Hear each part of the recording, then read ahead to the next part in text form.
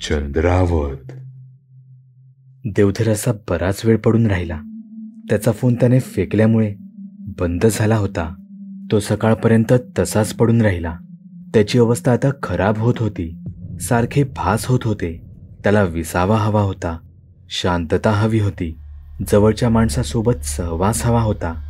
स्वरूपा, स्वरूपा. त्याच्या तोंडून अस्फुट शब्द बाहेर पडले. तो कसाबसा उठला. ताकद त्याच्यात नव्हती. त्याने स्वतःचं आवरलं. रोज नाईलाजाने त्याला बँकेत जावं लागत होतं. देवधर त्याचं सगळं आवरून मोबाईल गॅलरीत गेला. त्याने त्याचा फोन दाखवला. रिपेअर झाल्यावर आधी स्वरूपाला फोन केला. तिने फोन उचलला नाही. आता ही फोन का उचलत नाहीये? देवधर अस्वस्थ झाला. तो पुन्हा पुन्हा फोन लावण्याचा प्रयत्न करत राहिला, पण ते व्यर्थ होतं. त्याने पुन्हा फोन लावला. आपण डायल केलेला नंबर अस्तित्वात नाही. समोरून त्याला हेच ऐकू येत होतं. देवधरचा धीर सुटला. तो फोन लावत लावत घरी आला होता. बास, आता स्वरूपाच्या घरीच जायचं. देवधरने पक्का निर्धार केला. तो निघाला. बँकेत सुट्टी टाकून निघाला. त्याला स्वरूपाचं घर माहिती होतं. तो तिथे गेला. ओय, किधर जाता है? वॉचमनने हटकलं. मला माझ्या स्वरूपाला भेटायचंय. तिच्यासाठी आलोय मी इथे. देवधर म्हणाला. अरे, इधर कोई स्वरूपा रहती नहीं. अरे, स्मशान घाटी है इधर. मैं भी घबरा के हुए काम करता हूं यहां, तो म्हणाला. कसं शक्य आहे? मी मागच्या वेळी आलो होतो इथे. देवधरने वळून बिल्डिंग होती तिथे पाहिलं, पण तिथे बिल्डिंगच्या नावालाही काही नव्हतं. फक्त एक मोकळं मैदान होतं. अरे, वो तुम थे क्या जो अकेले उस दिन आए थे? काय, एकटा? अरे, मी इथे माझ्या स्वरूपासोबत आलो होतो. देवधर सुन्न झाला होता. अरे निकलो, आज भी लगा के आए हो क्या सुबह सुबह? तो वॉचमन वैतागून म्हणाला. देवधर हतबल होता. तो काहीच बोलू शकत नव्हता. एकदा आतमध्ये जाऊ? तो आता रडवेला झाला होता. आवाजात कंप आला होता. ठीक है, जाओ, अंदर तो कुछ मिलेगा नहीं. वॉचमन शेवटी वैतागला होता. देवधर घाईघाईने पुढे गेला. तो व्याकुळ झाला होता. त्याला स्वरूपाची काळजी वाटत होती. त्याने गेटच्या आत पाऊल टाकलं. आज सगळं भगास होतं. रात्री जळलेल्या एका चितेतून तेवढा धूर येत होता. दिवसाही तिथे स्तब्ध शांतता होती, पण सगळं अशांतही होतं. देवधरची आशा मावळली आणि अश्रू त्याच्या डोळ्यातून ओघळू लागले. स्वरूपा. तो फक्त पुटपुटत राहिला.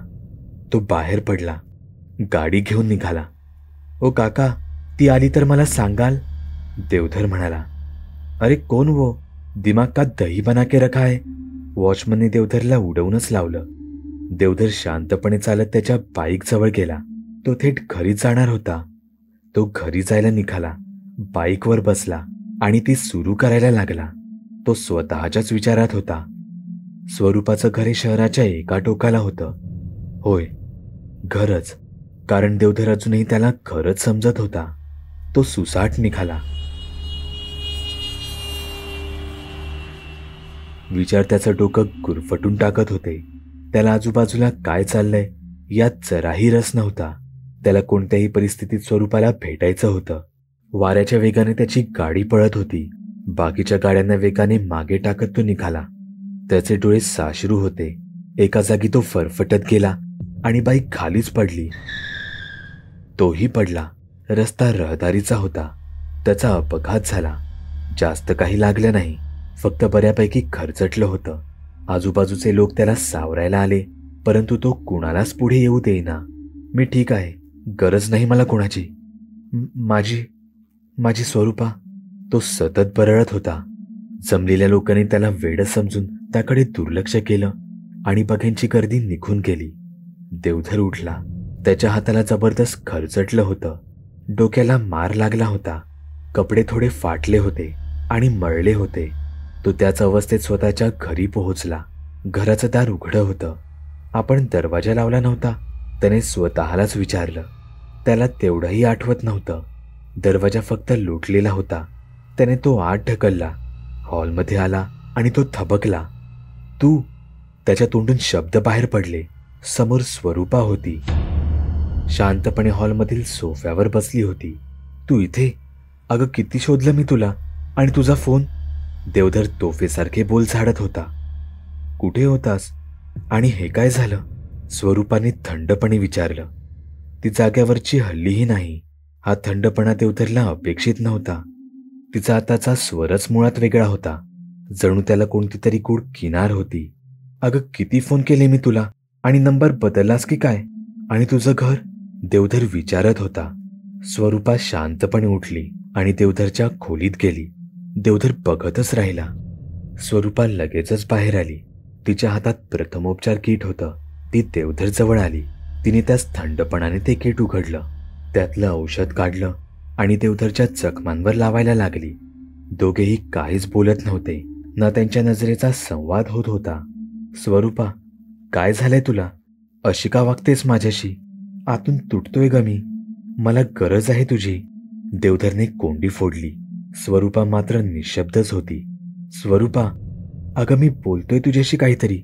उत्तर दे ग. अशी घुम्यासारखी काय करतेस? देवधरला आता हे सगळं काही भीतीदायक वाटू लागलं होतं. स्वरूपाचे डोळे देवधरवर रोखले होते. तिची नजर देवधरला जाळत होती. देवधरने स्वरूपाला स्वतःकडे खेचलं आणि घट्ट मिठीत घेतलं. तिच्या डोक्यावर स्वतःची हनुवटी टेकवली. स्वरूपाचे हात खालीच होते. ती प्रतिसाद देत नव्हती, ना स्वतःला सोडवू पाहत होती. स्वरूपाने औषध लावल्याने देवधरच्या जखमेतून येणारं रक्त थांबलं होतं. जिथे आवश्यक तिथे बँडेज लावलं होतं. आता देवधर सावरला होता. तो स्वरूपाला मिठीतून सोडत नव्हता. त्याने स्वरूपाचा चेहरा स्वतःच्या तर्जनीने तिच्या हनुवटीला अलगद उचलून वर केला. तत्क्षणी ते प्रणययुगुल झाले होते. देवधरला कोणतीही वेदना जाणवत नव्हती. तो त्या प्रणय सागरात डुबू लागला होता. बास देवधर, आता नाही.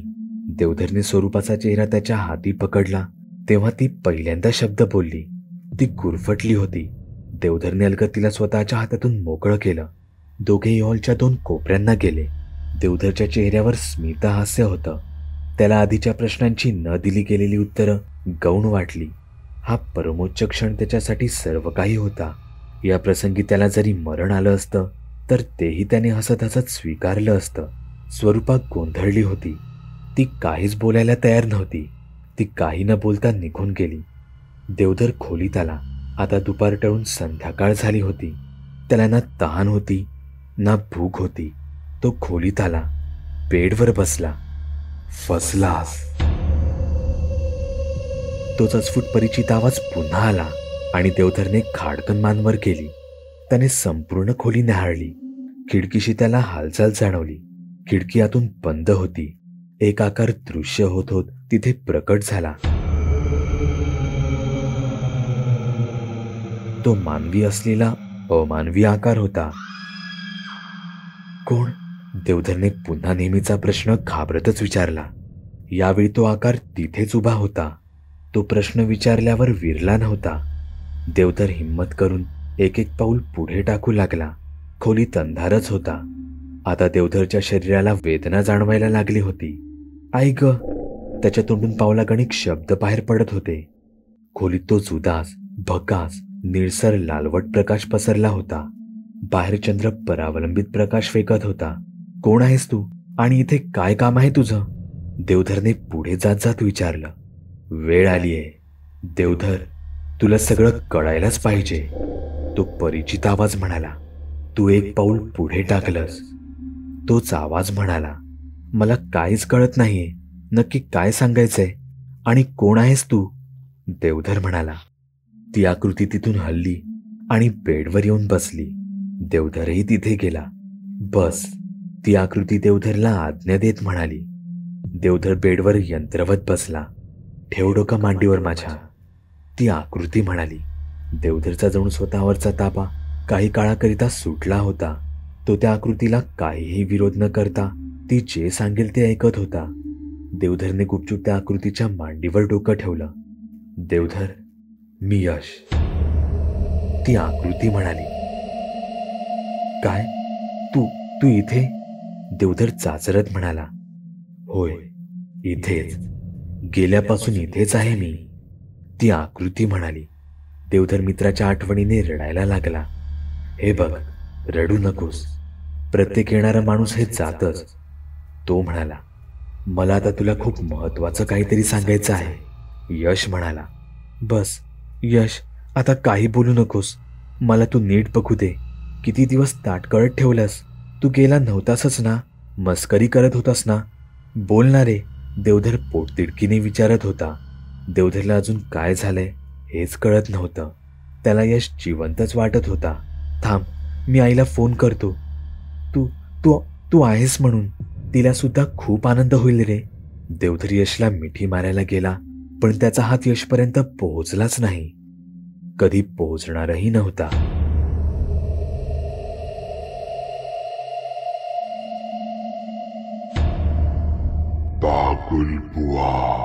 चॅनलवर अपलोड केलेल्या नवीन व्हिडिओची नोटिफिकेशन मिळवण्यासाठी चॅनल सबस्क्राईब करायला विसरू नका. व्हिडिओ आवडला तर आमच्या मेहनतीचा मोबदला म्हणून तो लाईक करून मित्रांसोबत जरूर शेअर करा. चॅनलवरचे इतर व्हिडिओ पाहण्यासाठी इथे क्लिक करा. तसेच चॅनलवरची प्लेलिस्टही चेक करा. दर दिवशी नवनवीन भूतांचे व्हिडिओ बनवून मी तुमचं मनोरंजन करत राहू याची खात्री बाळगा.